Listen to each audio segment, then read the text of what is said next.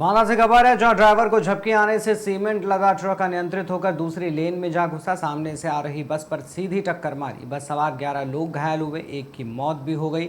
सूचना पर पहुंची पुलिस ने आनन फानन में सभी घायलों को जीका अस्पताल में भर्ती कराया। पुलिस ने शव कब्जे में लेकर पोस्टमार्टम के लिए भेज दिया है। मामला बुंदेलखंड एक्सप्रेसवे के किलोमीटर संख्या 62 के पास का है।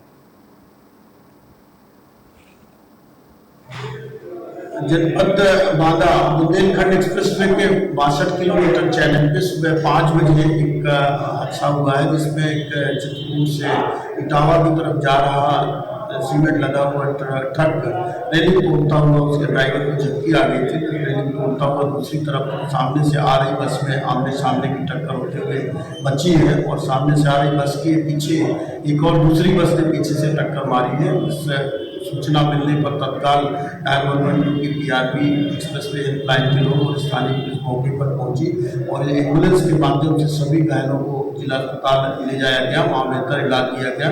इलाज के दौरान आगे वाली बस में बैठे हुए सुग्रीव नाम के व्यक्ति की मृत्यु हो गई है और 10-11 लोग अन्य घायल हैं, उनको जो छोटे हैं उसका बेहतर इलाज किया गया है। अन्य लोग सभी खतरे से बाहर हैं। ये जो आगे वाली बस में जो लोग बैठे थे, इनको ये ज़्यादातर मध्य प्रदेश के रहने वाले लोग हैं और इनको यहाँ जिला अस्पताल में ला करके किसी जिसको भी छोटी चोटें थी उनका इलाज करा के इनको इनके गंतव्य को रवाना कराया जा रहा है। मौके पर बुंदेलखंड एक्सप्रेसवे में रास्ता बहाल है और जो भी इसमें विधिक कार्रवाई की। जनपद बांदा बुंदेल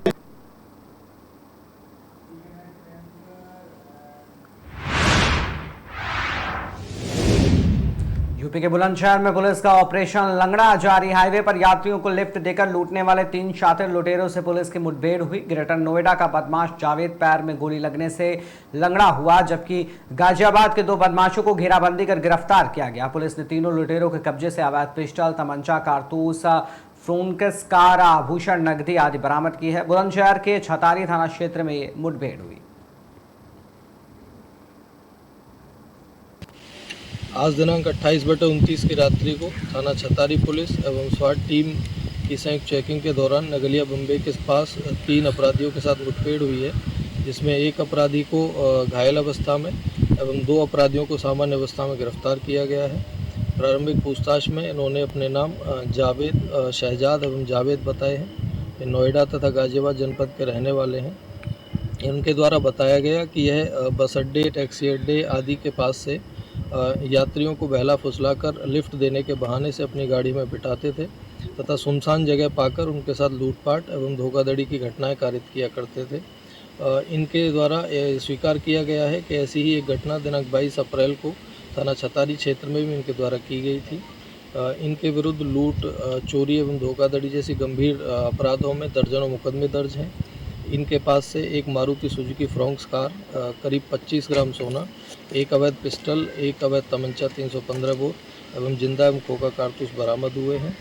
घायल अपराधी को उपचार के लिए तत्काल अस्पताल भिजवाया गया है एवं इस प्रकरण में अग्रिम विधिक कार्रवाई की जा रही है।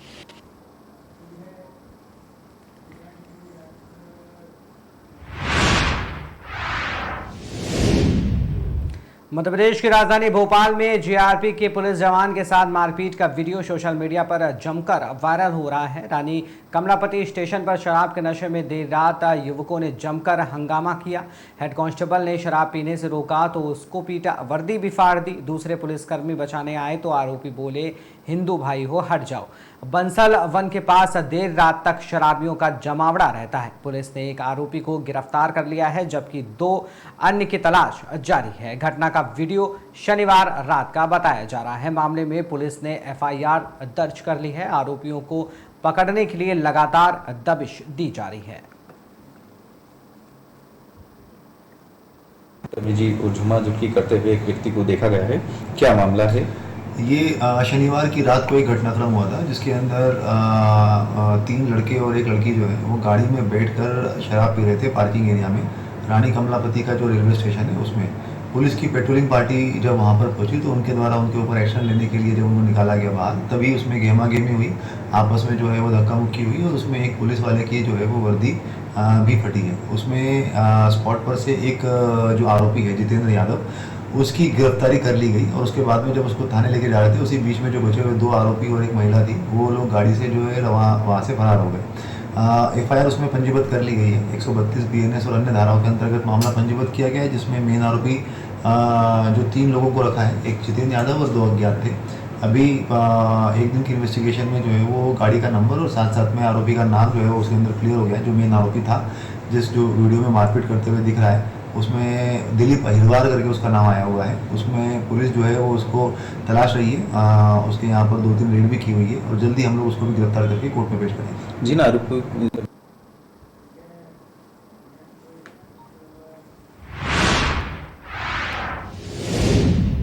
रेलवे में बढ़ते अपराधों पर GRP भोपाल ने SP राहुल कुमार लोढ़ा के नेतृत्व में कड़ा अभियान चलाया। आदतन अपराधियों की धरपकड़ से लेकर मोबाइल चोर गैंग तक का सफाया कर दिया। जनवरी से अप्रैल 2025 तक महज 4 महीनों में पुलिस ने 450 मोबाइल फोन बरामद किए और कुल 1.91 करोड़ रुपए की संपत्ति वापस दिलवाई, जो 2024 की तुलना में 3 गुना से ज्यादा है। साथ ही 2004 आदतन अपराधी सलाखों के पीछे हैं, जिनमें से 58 अब भी जेल में हैं। हत्यारे हमारे चैनल के से चर्चा में करते हुए रेल पुलिस अधीक्षक ने बताया कि यात्रियों को किस प्रकार अनजान व्यक्तियों से दी हुई चीज़ों को खाने पीने से परहेज रखना चाहिए और अपने आसपास चल रही किस प्रकार की संदिग्ध गतिविधि पर भी तुरंत GRP पुलिस कंट्रोल रूम को सूचित करना चाहिए। रेलवे में कई बार पाया गया है कि रेल में यात्रा करने के दौरान यात्रियों के साथ लूटपाट की जो घटनाएं होती हैं, तो वो कई प्रकार से उनको नशा वगैरह दे के या बेहोश करके किया जाता है। तो ऐसे मामलों के लिए आप यात्रियों को क्या सुझाव देना चाहेंगे? खास करके मैं जहर पुराने के बारे में अगर कहूँ तो मैं ये कहना चाहूँगा कि जितने भी हमारे रेलवे के यात्रीगण हैं, ये चीज़ों का ध्यान रखें कि अगर कोई भी व्यक्ति किसी भी कोई खाने का सामान वगैरह देता है तो भले ही वो वेशभूषा से आपको अच्छा लग रहा हो कि कई सभ्य जगह का लग रहा हो, मगर इस तरीके का खाने पीने की चीज़ें जो है वो अवॉइड करें, क्योंकि आजकल जो है वो इस तरह की घटना बाकायदा ट्रेन में रिजर्वेशन करके लोग यात्रा करते हैं और रिजर्वेशन के दौरान में इस तरह की घटना कारित करते हैं। तो अगर कोई व्यक्ति रिजर्वेशन करके किसी की सीट है, बर्थ है, आपके साथ में ट्रैवल कर रहा है, फिर भी कोई भी चीज़ का सेवन ना करें।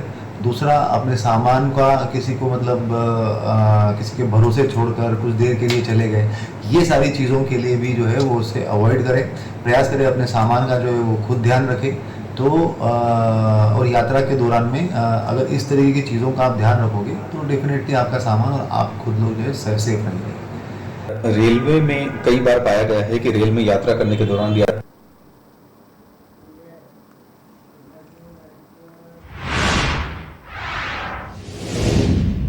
साइबर ठगों के द्वारा ठगी के नए नए तरीके निकाले जा रहे हैं। इसी क्रम में नगर के PM आवास योजना के हितग्राहियों को फर्जी कॉल आ रहे हैं, जिनमें उनके बैंक डिटेल, आधार और OTP की मांग की जा रही है, जिनकी रिकॉर्डिंग सोशल मीडिया पर वायरल हो रही है। इस विषय में मुख्य नगर परिषद अधिकारी सचिन कर्णिक से बात करने पर उन्होंने बताया कि ये जो कॉल आ रहे हैं ये फर्जी कॉल हैं। नगर परिषद के द्वारा किसी से भी कॉल कर आधार, OTP की मांग नहीं की जा रही है। यदि किसी हितग्राही को इस तरह के कॉल आते हैं तो वो सावधान रहे और नगर परिषद आकर जानकारी दे। नगर परिषद अध्यक्ष प्रतिनिधि अरुण राठौर ने भी इस तरह के फर्जी फोन कॉल पे जानकारी न देने और सावधान रहने की अपील की है।